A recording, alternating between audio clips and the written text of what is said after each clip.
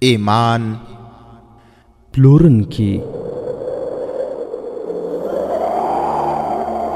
درویشتمه برخه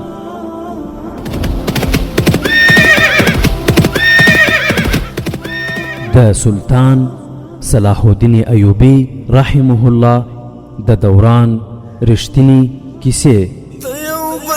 صلاح الدین پر دغه مکارا پیدا کړه، ته یو بل صلاح الدین پر دغه مکارا پیدا کړه. الحمد لله وكفى والصلاة والسلام على رسوله المصطفى اما بعد. یو یادونه اړینه ګڼم، هغه دا چې د اسلام له پیل راهیسې غربیانو تل هڅه کړې چې اسلامي هیوادونه تر خپل تسلط لاندې راولي او د اسلام حاکمیت له منځه یوسي. د همدې هدف لپاره اول صلیبي جنگونه شروع کړل او د القدس د نیولو په بهانه یې 200 کاله په مسلسل ډول لښکرې راټولې کړې او دلته په لکونو مسلمانان ووژل.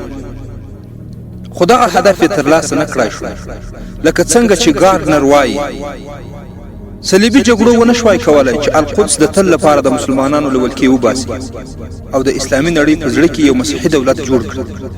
نوموړی زیاتوي صلیبي جګړې د القدس تر نیولو زیاتره د اسلام د منځه وړلو په نیت باندې ترسره کېدلې. ورونو، زموږ او ستاسو کیسه تر دغه ځایه را رسېدلې وه په کومه ورځ چې سلطان صلاح الدین ایوبي رحمت الله علیه علي بن سفیان او البرق ته امر وشو چې په پوځ کې د بدکارۍ لاملونه معلوم سي. تر دې یو شپه د مخه د همدې کور په یو کوټه کې 10-12 سړي ناست د شرابو څښلو لړۍ روانه وه. کوټې ته یو بوډا سړی راننوت، د هغه په لیدو ټول ودرېدل. له بوډا سره یوه ډېره ښکلې نجلۍ وه چې نیم مخ یې په پرده کې پټ و. کوټې ته له راننوتلو سره دروازه بنده شوه او نجلۍ نقاب پورته کړ. هغه له بوډا سره کېناست. تر دغه ځای پورې رسېدلی و چې هغه نجلۍ له بوډا سره کېناسته. بوډا هم په خبر باندې پیل وکړ او ویې ویل پرون د مصر امیر ته اطلاع ورکړل شوې وه چې په پوځ کې جواري او بدکاري زیاته شوې ده. بوډا وویل زموږ نننۍ ناسته ډېره مهمه ده. امیر د سفاهیانو په جامه کې په پوځ کې جاسوسان خپاره کړي. موږ ته هم پکار ده چې په ډېر احتیاط سره خپلې راسپارل شوې دندې سرته ورسوو او نوې خبرې هم ډېرې امید لرونکې دي چې 2 سپاهیانو د یوې نجلۍ په سر باندې په خپلو کې سره وژلي دي. دا زموږ د بریالیتوب پیلامه ده. په 3 میاشتو کې یوازې 2 سپاهیانو یو بل ووژل. خو په دغه حالت کې یو سړي د بوډا خبره پرې کړه او ویې ویل د بریالیتوب رفتار ډېر ورو دی. برای به موږ هغو ته وایو چې د ایوبي کوم مرستیال خپل بل سالار ووژني. بوډا وویل زه دې ته بریالیتوب وایم چې کوم مرستیال سالار سلطان صلاح الدین ایوبي ووژني. ما ته څرګنده ده چې که زر سفاهیان هم ووژل سي هیڅ فرق نه کوي. زموږ اصلي هدف باید سلطان صلاح الدین ایوبي وي. تاسو ټولو ته به د تیر کال 2 پیښې یادې وي. د سمندر پر غاړه پر سلطان صلاح الدین ایوبي باندې د غشي گزار وشو خو خطا ولاړ او بل له روم نه سړي راغلل خو هغوی ټول نه دا چې ناکام شول، دا چې ټول مړه هم شول او یو بدبخت مسلمان هم شو چې د دې خبرې څخه مراد سیف الله و. ده وویل له دغو پیښو څخه څه څرګندېږي؟ فقط همدا څرګندېږي چې د سلطان وژنه دومره اسانه نه ده لکه څومره چې تاسې ګڼئ. دا هم کېدای شي سلطان صلاح الدین ایوبي ووژل شي او د هغه ځای ناستی تر هغه هم کلک او پوره مسلمان ثابت شي. نو ځکه دا لاره ډېره غوره ده چې د هغه پوځونه د بربادۍ په لور روان کړی شي. په کومه تګلاره باندې چې د صلیب نمانځونکو د بغداد او دمشق مسلمانان حاکمان او امیران روان کړي. یو سړي وویل د صلیب د نمانځونکو او سوداني پوځ له ماتې 1 کال تیر شو. تاسو په دې 1 کال کې څه وکړل؟ محترمه، تاسو ډېره اوږده لاره غوره کړې ده. د 2 کسانو وژنه ډېره ضروري ده چې یو یې صلاح الدین ایوبي او بل علي بن سفیان. یو بل وویل که علي بن سفیان ووژل شي سلطان صلاح الدین ایوبي ړوند او کوڼ شي. بوډا سړي وویل ما هغه سترګې لاس ته راوړې دي چې د سلطان صلاح الدین ایوبي د سینې هر راز لیدای شي. د هغې نجلۍ په شا یې لاس کېښود چې ورسره راغلې وه. بوډا وویل دا دي هغه سترګې، ویې ګورئ په دې سترګو کې د څه ډول جادو اغېز دی؟ تاسو ټول به د سلطان صلاح الدین ایوبي د یو مرستیال حاکم خادم الدین البرق نوم اورېدلی وي له تاسو نه به چا هغه لیدلی هم وي یوازې دوه کسه دي چې د سلطان صلاح الدین ایوبي په رازونو خبر دي یو علي او بل خادم الدین البرق د علي بن سفیان وژنه به ناپوهي وي ما چې څنګه خادم الدین البرق تر خپل واک لاندې راوستی دی همدغسې به علي هم قبضه کوم یو وپوښتل خادم الدین البرق مو قبضه کړی دی بوډا وویل هو د نجلۍ په وریښمینو ویښتانو یې لاس کش کړ او ویې ویل ما هغه په دې زنجیرونو کې نښلولی دی نن مې تاسې ته له یو څو نویو خبرونو سربیره د دې زیرې د اورېدلو لپاره راغوښتي موږ باید ژر خواره شو ځکه زموږ د ټولو یو ځای ناسته ښه کار نه دی ښایي چې تاسې ټول به دا نجلۍ پېژنئ زما بیخي دا هیله نه وه چې دا به په دومره استاذۍ سره دا ډرامه سرته ورسي د دې عمر ته وګورئ دومره پوخ نه دی زه مکمل یو کال په دې لټه کې وم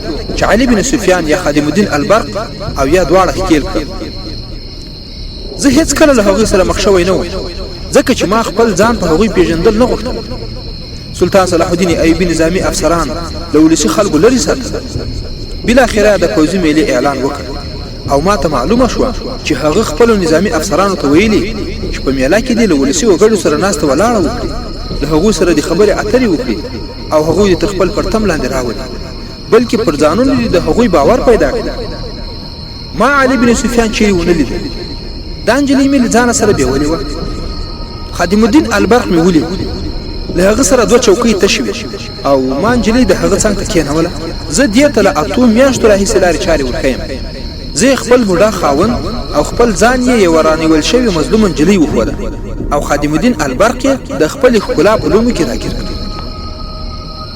د بیا لیدلو وخت او ځای یې وروښود ورونو زوړ بوډا اوس خپلو ملګرو ته دغه کیسه بیانوي چې څه ډول خادم الدین البرق خپله لومه کې ونښلوله نجلۍ د بیا لیدلو وخت او ځای وروښود ما ورته وویل چې هغه باید په کندر کې څه چال وچلوي نجلۍ کندر ته ولاړه زه له 4 سړیو سره هلته موجود وم 2 کسه اوس هم دلته موجود دي 2 نور یې تاسې نه پېژنئ خو هغوی زموږ د ډلې سړي دي دې نجلۍ البرق ته دا ثابته کړه چې د هغه لپاره له سره تېره ده زما 4 واړو سړیو په دې نجلۍ د خادم الدین البرق د تورو حملې وکړې او دې زما پر سړیو د برچې وارونه وکړه دا لوبه دومره رښتینې معلومېده چې خادم الدین البرق شک هم ونه کړ د البرق کمبخت په مغزو کې دا هم رانغله چې د تورو او برچو په دومره وارونو کې څوک زخمی قدرې هم نشو دا ولې او بالاخره ما له دې خبرو سره دا لوبه پای ته ورسوله چې دا نجلۍ دومره زړوره ده چې له کوم زړور سړي سره کښ ما دا خپله خوښه خادم الدین البرق ته وسپارله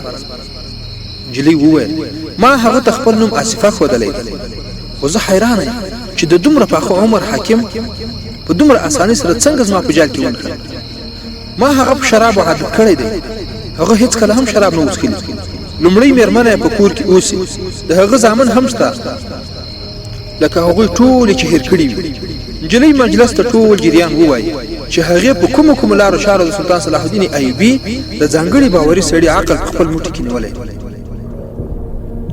ورپسې بیا بوډا خبرې وکړې او ویې ویل په دې تیرو 3 میاشتو کې دې نجلۍ ماته د سلطان صلاح الدین ایوبي ډېر ارزښتناک رازونه ویلي ورونو هیڅ کله خپل جهادي او نور مهم رازونه حتی له خپلو مېرمنو سره مه شریکوئ ځکه چې ښځه ناقص العقله او کم فهمه وي او ورونو دا هم ښه په یاد ولرئ چې مار ته په لستوڼي کې ځای ور نه کړي یعنی کوم کسان چې د ملګرتیا په پلمه ستاسې رازونه افشا کوي او د خپل نفس د خواهشاتو تابع وي نو لومړی خو یې اصلاح کړه که د اصلاح وړ نه وي نو باید لیرې او ځایناسته یا بدیل یې باید وفادار رازدار مخلص او فداکار ملګری بیا به نو ستاسو اتحاد په یو لوی قوت باندې بدل شي بیا ورپسې بوډا وویل په دې تیرو 3 میاشتو کې دې نجلۍ ماته د سلطان صلاح الدین ایوبي ډېر ارزښتناک رازونه ویلي ورونو خادم الدین البرق هیڅ چا ته خپل رازونه نه ویل خو دغه نجلۍ چې په خپل جال کې راګیر کړ ټول رازونه د نشې په حالت کې ورڅخه اخیستي وو صلاح الدین ایوبي ډېر لوی پوځ جوړول غواړي چې له هغوی نه به یې نیمایي په مصر کې وي او نور پوځ به تر خپلې قومندانۍ لاندې وي چې د عیسوي شاهانو پر خلاف به یې جنګېږي د هغه هدف یورشلم دی خو دې نجلۍ چې له خادم الدین البرق نه کوم رازونه اخیستي دي چې صلاح الدین ایوبي تر ټولو لومړی خپل مسلمانان حاکمان او د جنگي کلاګانو واکمنان متحد کول غواړي د هغوی یوالي د صلیب منځون کې بیخي داسې ګډوډ کړی دي لکه څنګه چې موږ خادم الدین البرق په خپل واک کې اخیستی. یو سړي وپوښتل موږ دا وګڼو چې خادم الدین البرق زموږ د ډلې سړی دی؟ بوډا ځواب ورکړ نه، هغه له زړه د ایوبي وفادار دی، خو همدومره وفادار د دې نجلۍ هم دی. دا نجلۍ د سلطان او همدارنګه د قوم او اسلام د وفاداری دومره څرګندونه کوي چې خادم الدین البرق د مسلمان قوم یو مجاهد لور ګڼي. د دې نجلۍ د ښکلا، ځوانۍ او مینې د عملي څرګندونې جادو جلا دی. خو یو خبره په یاد ولرئ چې له ځان سره خادم الدین البرق یو ځای کولای نشو. اړتیا څه ده؟ هغه په مکمل ډول زموږ په لاسو کې لوبیږي. د هغوی د ډلې یو بل سړي وویل سلطان صلاح الدین ایوبي نور څه کول غواړي؟ ویې وایه. بوډا سړي وویل د هغه په ذهن کې اسلامي سلطنت دی. هغه د صلیب په سلطنت کې د اسلام بیرغ رپاند لیدل غواړي او د دې لپاره یې پلان جوړ کړی دی. زموږ هغه جاسوسان چې د سمندر له هغې غاړې راځي، ایوبي د هغوی د بې اغېزې کولو او نیولو لپاره د علي بن سفیان تر نظارت لاندې د استخباراتو یوه ډېره پراخه ډله جوړه کړې. د خادم الدین البرق نه د پلاس راغلیو معلوماتو سره سم هغه د سرتیرو یوه داسې ډله جوړه کړې چې صلیبي هېوادونو ته یې لیږي او جاسوسي او رنګکاري به پرې کوي. د دغه پوځ روزنه پیل شوې ده. د صلاح الدین ایوبي پلانونه ډېر خطرناک دي. هغه د خپل پلانونو د تطبیق لپاره میله جوړه کړه او شپږ 7,000 ځوانان یې پوځ ته جلب کړل. خلک لا اوس هم ځانونه په پوځ کې شاملوي. ورونو، سلطان صلاح الدین ایوبي رحمت الله علیه او علي بن سفیان رحمت الله علیه ته الله جل جلاله داسې لارې ورښودلې چې خپل دښمنان یې هم لیوني کړي وو او لاره یې ورڅخه ورکه. نن هم تاسې وینئ چې د نړۍ غربي او نوري کفري ټولنې چې د اسلام د تخریب او د مجاهدینو په منځ کې د بې اتفاقۍ بېسارې کوښښونه کوي او کړي یې دي. خو لله الحمد بیا هم مجاهد ولس او د ټولې نړۍ مجاهدین د یوه اسلامي بیرغ او یوه قیادت لاندې د اسلامي امارت د سپېڅلو اهدافو او لایحې په رڼا کې د صلیبیانو او نورو معاونینو په مقابل کې په فولادي عزم او د اسلام په دفاع کې ولاړ او جهادي بهیر پر مخ بیایي او روان دی. الحمدلله 7,000 ځوانان یې پوځ ته جلب کړل. خلک لا اوس هم ځانونه په پوځ کې شاملوي. په نویو څېره شویو سپاهیانو کې سوډانیان هم دي. ما ته چې له لوړو مقاماتو کومې لارښوونې شوي دي چې د سلطان صلاح الدین ایوبي په پوځ کې باید د بدکارۍ تخمونه وشیندل شي، نو لاره یې دا ده چې په هغوی کې د جواري عادت او د ښځو مینه پیدا کړي. بوډا وویل چې هغه تر نظامي میلې وروسته د سلطان صلاح الدین ایوبي په پوځ کې خپل سړي څېره کړه. هغوی په ډېره ښه طریقه جواري پیل کړ. جواري او ښځې داسې شیان دي چې انسان په اسانۍ سره قتل او غلا ته هڅولی شي. هغه دویمه لاره دا وښودله چې هغه د پوځي هډو په شاوخوا کې روزل شوې زناکارې ښځې پرېښي چې دا ترې څرګندېږي چې ګوندې هغوی فاحشې. هغو ښځو د سلطان صلاح الدین ایوبي پوځیان د فحاشۍ سره د عادت کولو ترڅنګ په هغوی کې رقابت او دښمني هم پیدا کړې ده. بوډا وویل د دې کار د بریالیتوب یوه نښه پرون څرګنده شوه. 2 سپاهیان د یوې ښځې خیمې ته په یو وخت کې ورغلل. دواړه په جنګ شول چې یو په خیمه کې مړ شو، د بل په باب معلومه شوې نه ده چې هډې ته رسېدلی دی که نه. او دا راپور هم سلطان صلاح الدین ایوبي ته رسېدلی. هغه خادم الدین البرق او علي بن سفیان ته امر کړی چې پوځ ته د استخباراتو سړي ولېږي او معلومه کړي چې جواري، غلاوې او بدکارۍ څنګه په ډېرېدو دي. په دې خاطر تاسو هغو ټولو ښځو ته چې په دې کار کې اخته دي خبر ورکړئ چې تر یو وخته دې د عسکري قشدو په شاوخوا باندې نه ګرځي او لرې دي اوسي. په همدې غونډه کې دا هم وویل شول چې آصفه چې اصلي نوم یې بل څه و، 5مه شپږمه شپه بوډا ته د خبر ورکولو لپاره ورځي چې له خادم الدین البرق نه یې ترلاسه کړي. په کومه شپه چې بهر راوځي په هغه شپه خادم الدین البرق ته په شرابو کې یوه ځانګړې شیره ورکوي چې له دې امله یې خادم الدین البرق تر سهاره پورې مرګونه ویده وي. په غونډه کې دا هم څرګنده شوه چې د مصر په ښارونو او قریو کې پټې قهوه خانې د جواري اډې جوړې شوي دي چې اغېز یې مخ په زیاتېدو دی. روزل شوي فاحشې ښځې د ښو او عزتمندو کورنیو ځوانان د بدکارۍ په لارو چارو عادت کوي. اوس باید دا هڅې هم وکړای شي چې په مسلمانانو نجونو کې د بې حیایي لوري ته میلان پیدا کړی شي. ورونو، ښه متوجه اوسئ چې صلیبیان او ملګري د تاریخ له پیل نه بیا تر اوسه په دې هڅو کې دي چې څه ډول مسلمان ځوانان بې لارې او د مسلمان نجونو د سره د عزت او عفت پوړنې لیري او په اسلامي ټولنو کې ګډوډۍ او غیر اسلامي حالت رامنځته چې د دې موخو لپاره پلسها صوتي او مطبوعاتي خپرونې زموږ په هیواد کې د داخلي وفادار غلامانو د مرستو په وسیله په کار اچولي چې دا هم د فکری جګړې یو هدف دی. ورونو د بیلګې په ډول د آزادۍ بي بي سي آشنا ډي وي رادیوګانو او نور تلویزیوني سټیشنونو خبرونه تاسو په خپل اوري او ویني چې څومره د غربیانو او صلیبیانو فکری جګړې ته پرمختګ ورکوي خو افسوس چې زیاتره مسلمانان هم په جال کې راګیري او دوی د خزو اړوند ځینې خبرونه هم جوړې کړې دي لکه نیمه نړۍ شکست سکوت او داسې نه. ورونو ګوډا دا هم وویل چې په مسلمانانو جون کې د بی حیايي لوري ته میدان پیدا کړ د غونډې پاس به چې یو سړی بهر ووت لاس 15 دقیقې وروسته به دوهم سړی و ګوډا هم تللی یوازې آصفه او یو بل سړی پاتې آصفه هم خپل مخ په پرده کې پټ کړ او له هغه سړي سره بهر لاړ. خادم الدین البرق آصفه د یو راز په شکل ساتلی و. هغه لا تر اوسه چاته ویلي نه و چې دویم واده یې کړی دی. دویم واده بد ګڼل کېده خو هغه ویریده چې دومره عمر یې له یوې مېرمنې سره تیر کړ او اوس یې د 40 کلنۍ په عمر کې له یوې ځوان نجلۍ سره واده وکړ. خو دا راز د علي بن سفیان څخه پټ پاتې نه شو. علي بن سفیان د لوړ رتبه چارواکو په شاوخوا کې خپل جاسوسان خپار کړي وو. هغه ته پرله پسې ورځني راپورټونه ورکول کېدل. له نظامي ملي وروسته یو ورځ د معمول سره سم د استخباراتو یو غړي علي بن سفیان ته خبر ورکړ چې په تیرو 3 میاشتو کې څو کرته لیدلې دي چې د خادم الدین البرق له کوره په تور صادر کې تاو یو خزر راوځي چې لږ وړاندې ولاړ شي یو سړی ورسره ملګری او بیا یو کور ته ولاړ شي. له هغه ځای لږ شیبه وروسته راوځي او له هماغه سړي سره بیرته د خادم الدین البرق کور ته وځي. د استخباراتو غړي بیا وویل چې تیر شپه هماغه خزه د خادم الدین البرق له کوره دراوتلو په حال کې ولیده چې یو سړی ورسره ملګری ما هغوی تعقیب کړل بیا هماغه کور ته ورغلل. لږ شیبه وروسته له سړي سره بیا له هغه کور راووتل او هغوی دواړه د ښار یو لوی کور ته ننوتل. زه له کوره وړاندې ولاړ وم. د ډیر وخت تېرېدو نه وروسته له هماغه لوی کور څخه یو سړی راووت.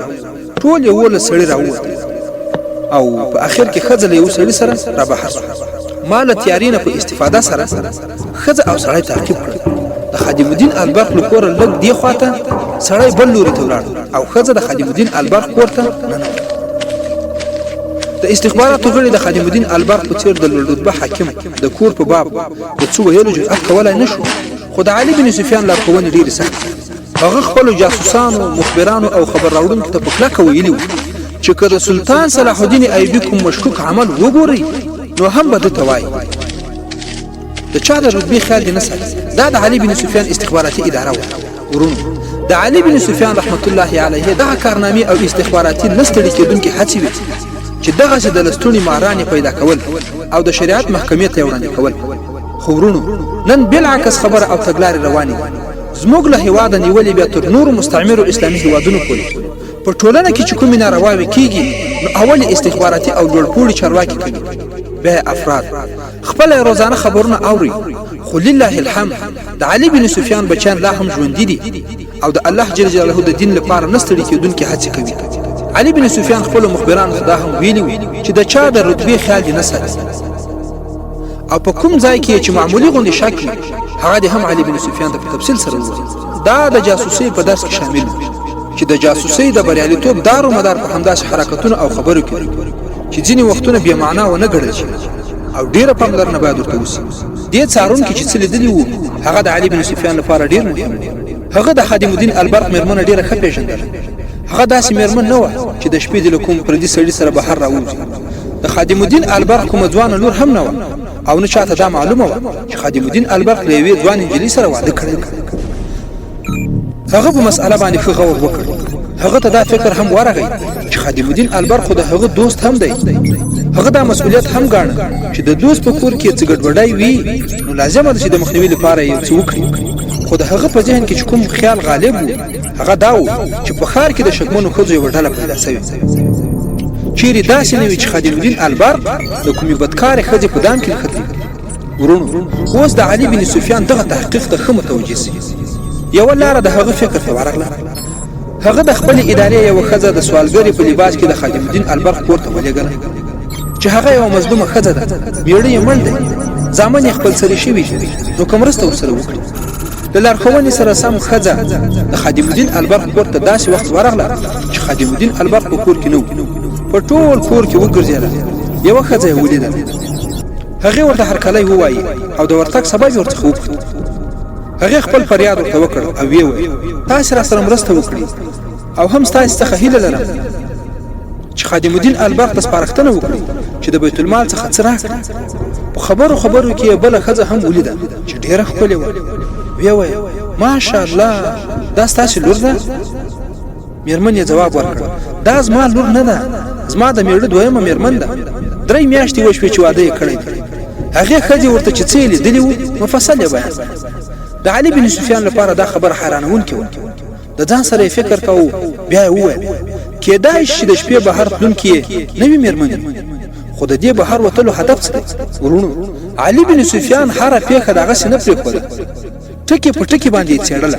علي بن سفیان رحمت الله علیه بیا د یوې ښځې په وسیله د خادم الدین البرق لومړۍ مېرمن ته خبر ورساوه چې هغه ورسره لیدل غواړي او په یو مهمه او ضروري مسله کې ورسره خبرې کوي، په دې شرط چې خادم الدین البرق زموږ د لیدنې او کتنې څخه خبر نشي. نو ښه به دا وي چې زموږ کور ته راشي.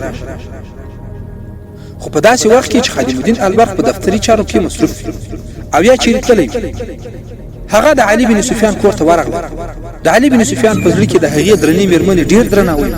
هغه د خادم الدین البرق مېرمنې ته وویل ما ته معلومه شوې ده چې خادم الدین البرق دویم واده کړی دی. مېرمنې یې ځواب ورکړ د الله جل جلاله شکر دی چې هغه دویم واده کړی دی، 3 او 4 یې نه ده کړی. په خبرو کې علي بن سفیان ترې وپوښتل هغه څنګه ده؟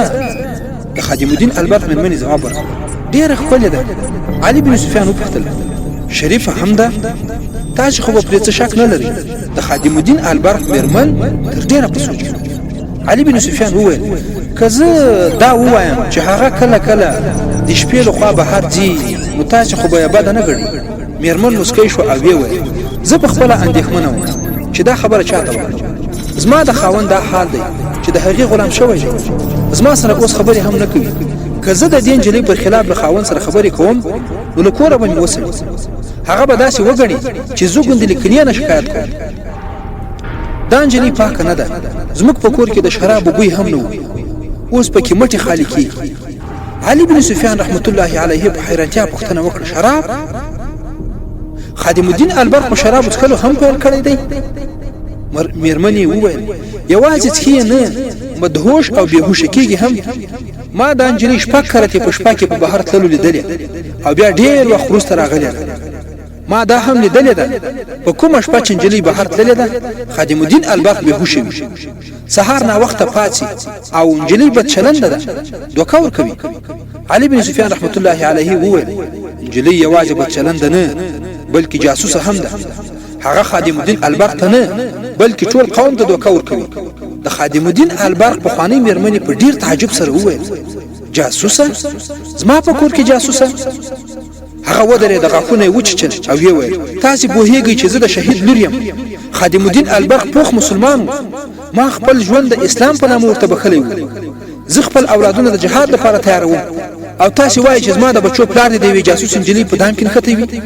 زه د خپلو بچو پلار قربانولی شم، قوم او اسلام قربانولی نه شم. زه به دواړه ووژنم.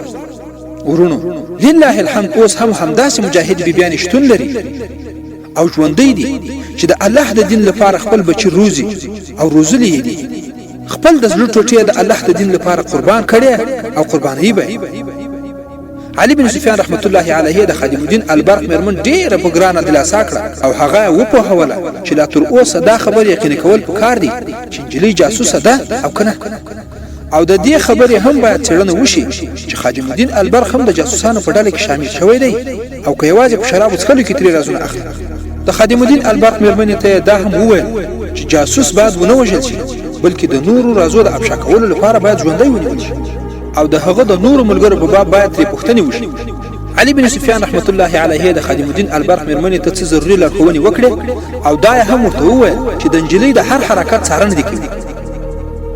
مېرمن لاړه او داسې معلومه ده چې د علي بن سفیان رحمت الله علیه په لارښوونو به سره سینه باندې عمل کوي خو د هغې له چار چلن نه دا هم څرګندېده چې هر وخت وي بې واکه کېدای هم سي هغه د کوم حرام سرای فاحشه نه وه د خپل میړه وفاداره مېرمن وه او په هیواد او خلکو د ځان جاروونکي قوم لور وه خادم الدین البرق او علي بن سفیان یوازې همسنګر ملګري نه وو بلکې د هغوی ترمنځ ژوره دوستي هم وه دواړه همزولي وو په یوه سنګر کې جنګونه کړي وو دواړه د سلطان صلاح الدین ایوبي پخواني او باوري ملګري وو له دومره ژورې دوستۍ سره سره خادم الدین البرق له علي بن سفیان خپله دویمه نکاح کول پټ ساتلی علي بن سفیان ته چې د خادم الدین البرق د دویمه نکاح کولو پته ولګېده نو په دې لړ کې له هغه سره څه یادونه هم ونه کړه هغه د خادم الدین البرق د لومړۍ مېرمنې په وسیله د کور معما حل کول غوښتل هغه د خادم الدین البرق د کور او د هغه د کور ترمنځ چې د خادم الدین البرق مېرمن د شپې هلته وتله د خپلو جاسوسانو شمېر زیات کړ د درویشتمې برخې پای